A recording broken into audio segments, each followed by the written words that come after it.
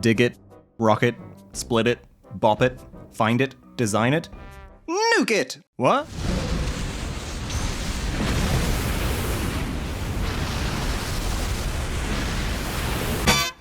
The Sahara.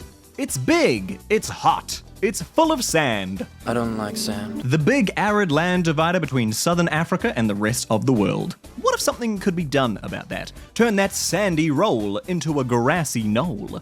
Well, what if I said that was actually an achievable goal? A way to turn this into this. All we need to do is flood millions upon millions of gallons of water into the middle of the desert. Absolute piece of cake. Let's start in 1927, which Wikipedia lovingly calls the Ball period.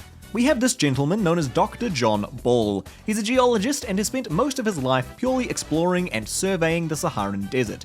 This is a man who has intimate knowledge of the desert, its quirks, its mannerisms, like a sandy lover he spent his life pursuing. But this isn't true love at all. Ball wants the desert to change, a big green makeover to make it more his style.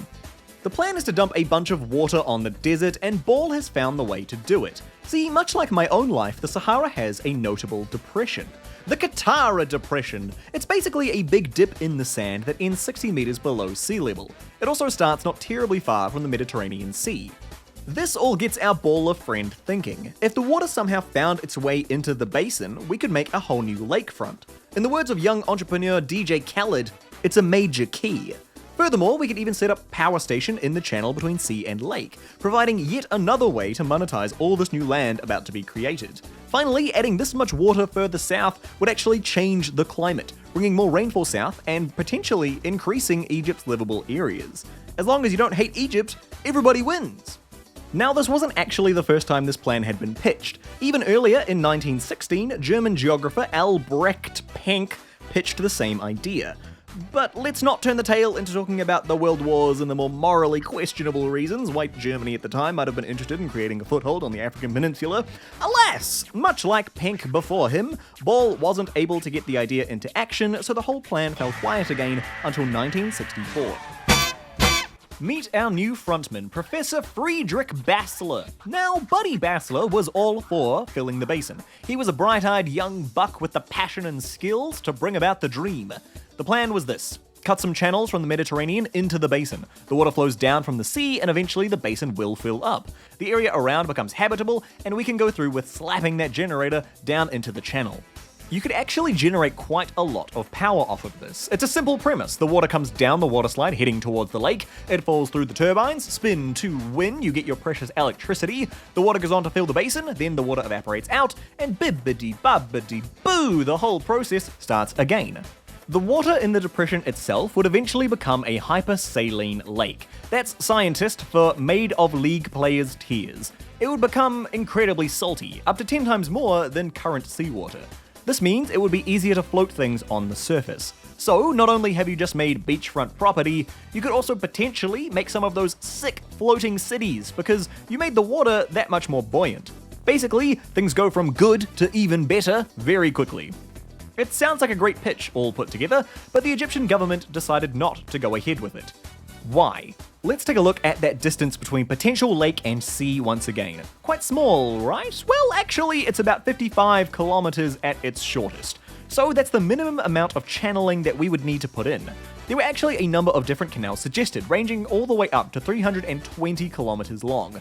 Surely there was a good reason why that would be more preferable than the short 55er to a hydro engineer. Well, me, I'm just a simple zealot. That did raise the problem of having to lug all this excavation equipment into the desert to actually get the work started.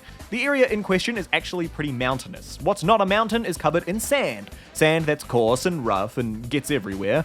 You know what else is coarse and rough? Landmines! Millions of landmines still littering the desert in the wake of the Second World War. Wouldn't be the best thing in the world to be working on building a lake, only to have your legs blown off by a mine placed 20 years prior. However, perhaps it was those very landmines that gave Bassler the inspiration he needed.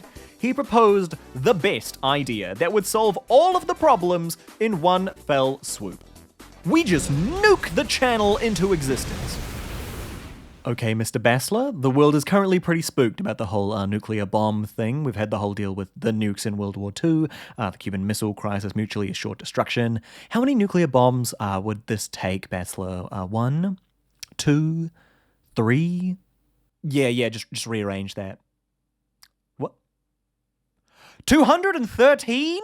Yeah, Bassler's plan was to set 213 nuclear bombs into boreholes across the line of the intended channel. Each bomb would have a yield of 1.5 megatons. For some context, that is 100 times the strength of the Hiroshima nuke. So altogether, it's 21,300 Hiroshima-strength nuclear bombs going off within 50 kilometers of each other. This immediately raised a lot of red flags. Are the explosions just going to smelt the sand into glass and shrapnel them across the desert? Is the created lake just going to be filled with irradiated water, turning our beautiful prospective new haven into Fallout 4? Will this change the Mediterranean in ways we don't expect, which in turn affects global trade? There was also a fear that the explosions could trigger the Red Sea Rift, this area where two tectonic plates meet, which could mean some pretty devastating earthquakes through this whole area. Basically, ripping apart your actually populated cities to try and make some new ones. Really, the whole idea of nukes sunk the ship of this idea. You're good deal breaker. So the whole wild scheme fell silent once again. Taking out the whole nuclear solution part, the plan can still go ahead. The problem is, it's just wildly expensive. The distance to depression is simply too much to be feasible then, and still is now.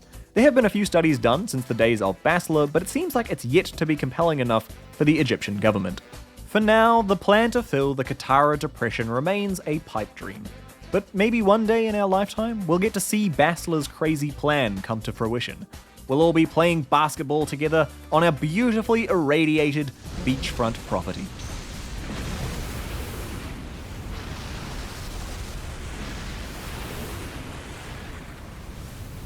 Lamp salad. Yummy, yummy.